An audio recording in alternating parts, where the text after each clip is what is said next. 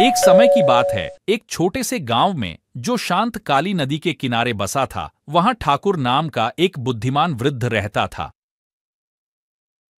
गांव के लोग ठाकुर का आदर करते थे क्योंकि वह प्रकृति के गहरे ज्ञान और उनके घर के आसपास की रहस्यमय शक्तियों को समझने के लिए जाना जाता था। एक दिन जब ठाकुर नदी के किनारे टहल रहे थे तो उन्होंने एक शानदार पेड़ देखा जिसकी शाखाएं आकाश की ओर इस तरह फैली हुई थीं जैसे कि प्राचीन रहस्यों को फुसफुसा रही हों।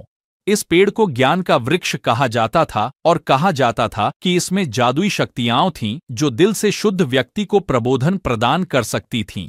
गांव एक घुमावदार सड़क के माध्यम से बाहरी दुनिया से जुड़ा हुआ था, जो घने जंगल से होकर गुजरता था। इस सड़क पर बहुत कम लोग चलते थे क्योंकि यह माना जाता था कि यह मार्ग जादुई और रहस्यमय शक्तियों से भरा हुआ है। ठाकुर ने एक दिन गांव के लोगों को इकट्ठा किया और कहा कि ज्ञान का वृक्ष हमें यह सिखाता है कि प्रकृति और इसके जादू का आदर करना चाहिए।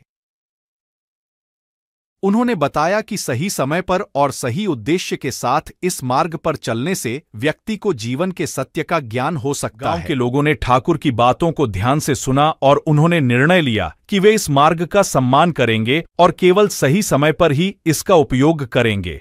कहानी का नैतिक यह है कि हमें प्रकृति और उसकी शक्तियों का सम्मान करना चाहिए और सही समय और उद्देश्य के साथ उनके रहस्यों को समझने का प्रयास करना चाहिए।